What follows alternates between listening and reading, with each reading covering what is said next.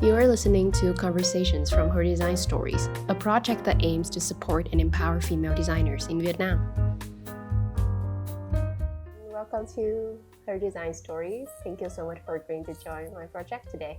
To introduce myself, my name is Thảo Ngọc, and I'm currently the senior student at majoring in contemporary creative practice, graphic design in British University, Vietnam. And Her Design Story is my graduation project, which focusing on supporting Vietnamese female graphic designers. And I'm very honored that you agreed to join me today and talk about your experience as a woman in graphic design. Thank you so much for joining. So to begin, can you start by introducing yourself a little bit? Okay. So I am a digital designer by daytime. Like during daytime, I do digital design work, but at nighttime, I work at like type designer. So yeah, more like pixels by day and vectors by night.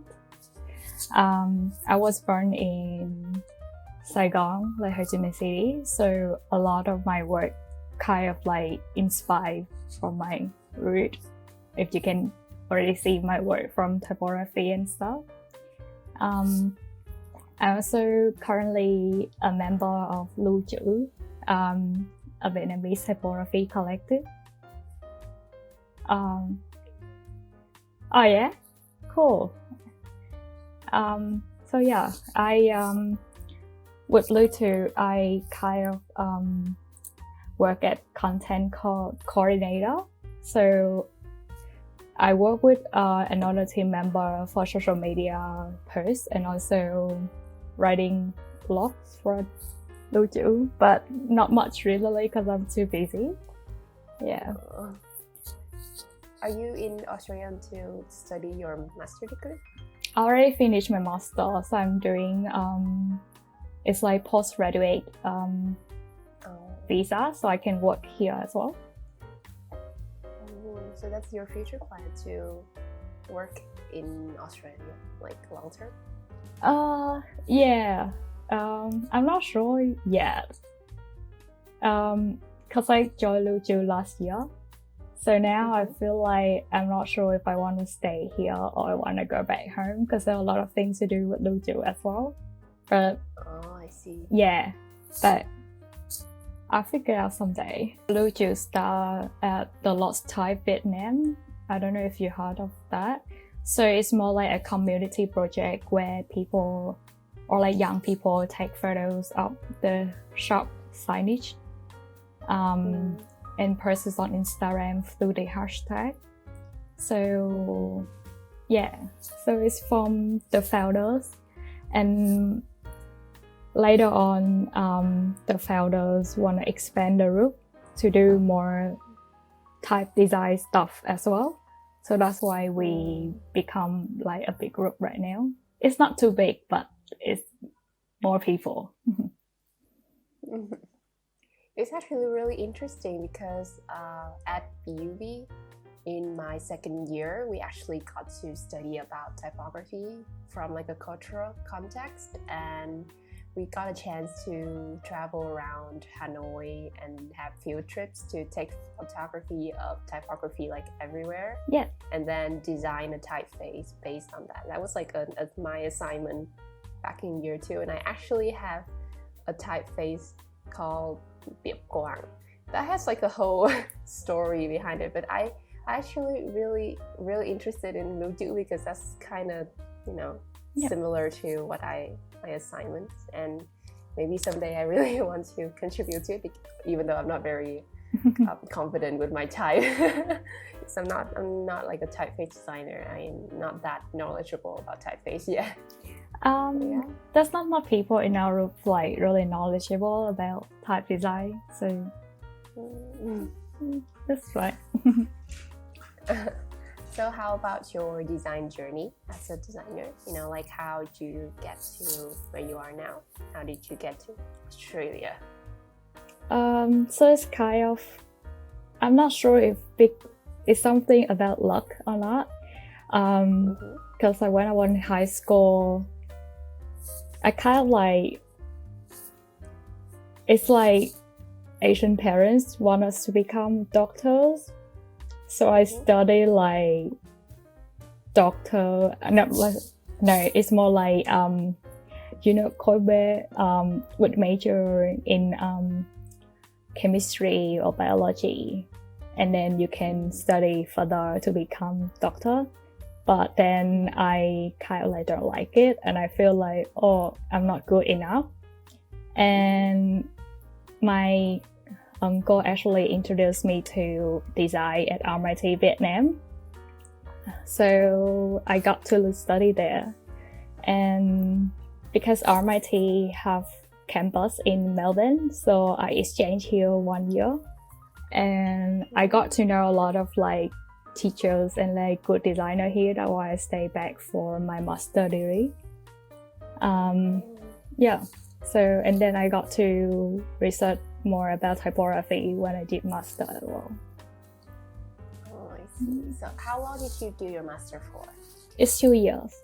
I did my last year of bachelor in Melbourne, and then I took 2 more years for my master. I see. Yep. Well, that's actually, it sounds kind of my original plan for BUB too, because we also connected to university in the UK. Yep. And I actually really want to go there because I also want to do a master degree. Yep. Then COVID happened. Oh no. Yeah. So how is COVID in Australia though? Is that bad? And does it affect your work as a designer a lot? Yes and no. So no, because design is really lucky because we can just do on computer and we can stay home and do whatever we want, and also we like connect to a lot of different countries as well. No, because last year it was like roller coaster, cause it's my first year after graduating, so I only have 2 years to stay here and work, but like because COVID happened, so there's no job advertised. And even if they have jobs, it's hard because I'm not citizen people, so it's a bit tough. Yeah. Oh. But now it's fine. Yeah. Oh, yay. I find it very relatable because I'm also working on my graduation project, and we plan to have an exhibition. Yeah. But then COVID happened and everything is very uncertain. Yeah. I have a lot of plans of actually meeting female designers to have like face-to-face interviews with them.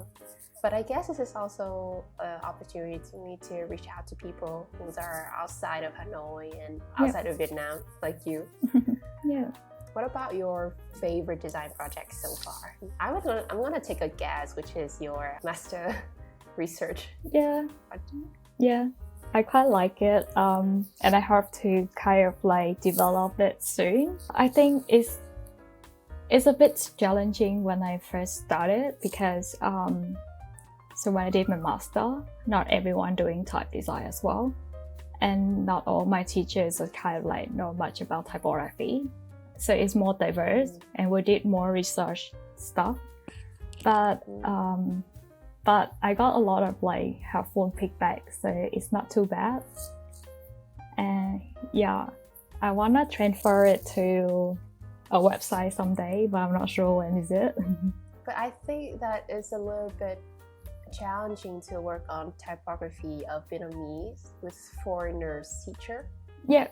Because Vietnamese, we have diacritics, right? And then foreigners teachers, they are not very familiar with that. So it's actually quite challenging for type designers or like type students to work on Vietnamese typography because our teachers are not experienced with diacritics, and we have to figure it out all by ourselves a lot. It's also kind of my case back in my assignment. Now I just want to say it's not only about the design, like they need to know about Vietnamese alphabet. I think there's a lot of aspects that they can give you feedback on as well. For example, like one of my teacher asked me, he pointed out something really cool is that, you know, because Vietnamese word is like really short, or is it like around 4 to 5 letters in the word, but in English it's much longer.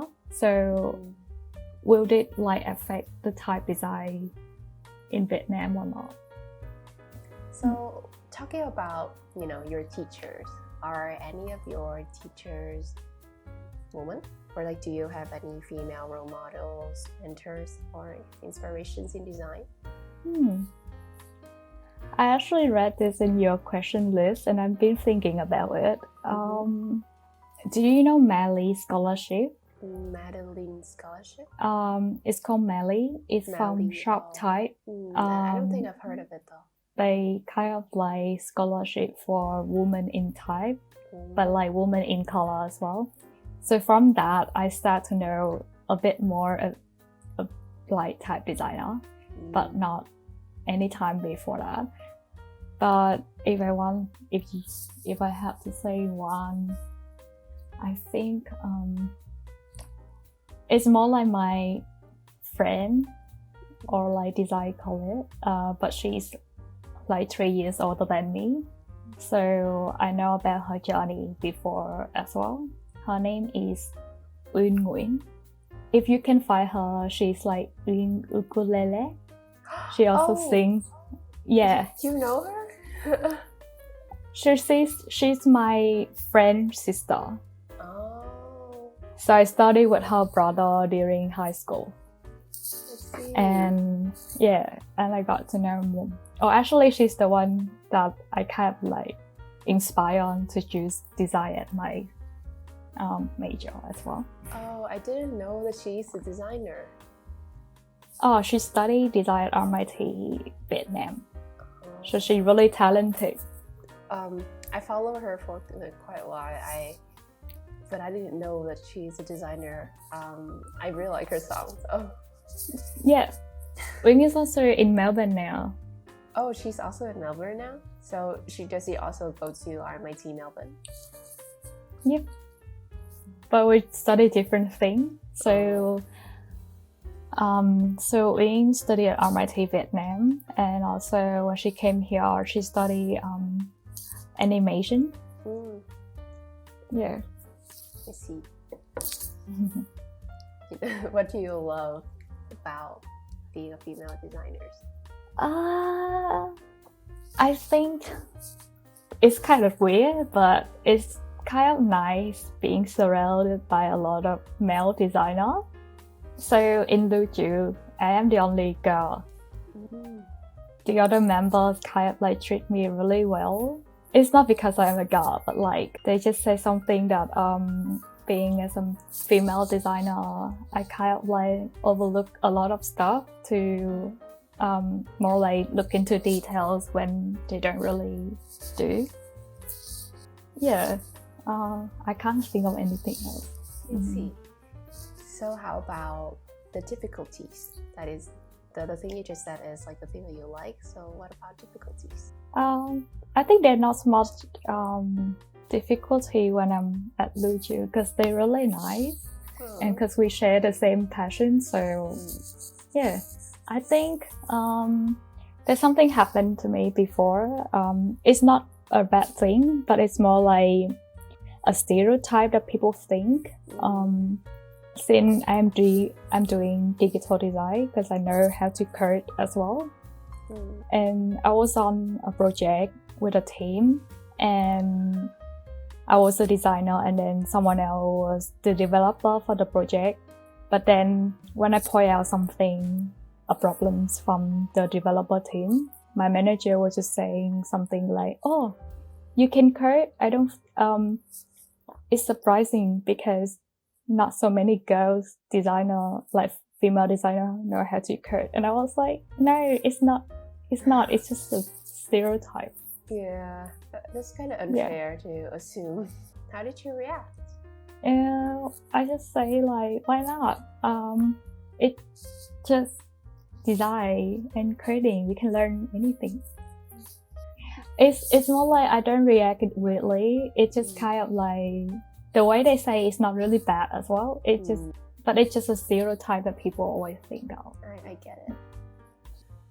It's just a little bit sad how someone thinks like that. I know we know that sometimes they don't mean anything bad. It's not that serious, and it's not that, but sometimes when we think about the implications or some underlying ideas of stereotypes and what people say to us is a little bit discouraging for us girls. I guess that's the way to put it. I think it's not really discouraging. You can take that as an advantage to prove that they're wrong. And that feels really good, huh? Yeah. I'm really glad to hear that you don't necessarily encounter a lot of gender-related difficulties. That's actually kind of the goal for me when I do this project, is to talk to people and find out that they actually don't have a lot of problems like I'm afraid. Because when I prepare for this project and I did a lot of research about how female designers are a little disadvantaged compared to the male designers, like there are not as many creative directors and so on. So I really want to do this interview to actually talk to people, to female designers in the field in Vietnam, to see if is there actually a problem here. Apparently there are, though, because I've talked to some other, and there are actually they actually have some difficulties related to their gender. But it's nice to hear that you don't have a lot, even though you still have that case of stereotype. It seems like your friends are really nice and you don't have a lot of problems related to your being a woman. Yeah. Let's wrap this up by speaking about some advice and for the past and some of your plan for the future. Like, what would you say to your younger self as a female designer who is about to enter the design industry in Vietnam? I never actually been in the industry in Vietnam yet. But if I have an advice for my younger self, I think do whatever you like, or choose one of your most favorite subject or like hobbies in design and develop it, or your passion in design and be good at it. Because I know a lot of friends in design that they look at design as something, as like a normal job. It's just like 9-to-5 job, and they have to do a lot of multimedia design stuff, but they forgot about the reason why they start with design, which is they love creativity. So I think when someone or like a female designer just start her first career or just enter the industry, she can just be herself and do whatever she like and be creative. It is true that sometimes, it's this, even though design is something we love, but sometimes because we do it as a job, it's kind of hard to find the love for it, because we have to follow briefs and have a lot of things to deal with. But it's necessary to look back and think of the reason why we start with it. So what about the future? Do you have any plans in mind? Oh, I do have a plan, but so I actually found what I want to do in design, which is type design, but currently it's not an option that I can do full time. So I hope I can do full time someday, but now I'm just work at like a full time digital designer to earn salary money to actually have my type design passion for later on. So yeah, I think if I have advice for my future self, just keep doing what I'm doing right now, doing a 9-to-5 kind of design job, but still maintain to focus on my typography passion. Do you have any typefaces in store that we should, look forward to? I'm planning to publish one that's from my research project, but not sure what's the plan is. Everything is ready, but I'm just not comfortable putting out there yet. maybe just some marketing work needs to be done. Wow, I really hope I could, use your typeface one day. Cool. Thank you so much for agreeing to join the interview today, and I really hope the best for your work and also your typography work, because I really admire people who work with typography and who design typography, because the level of details and attention to details is mind-blowing. And I really hope that we could see your typeface more popular on like everywhere one day. And thank you very much again for joining my project.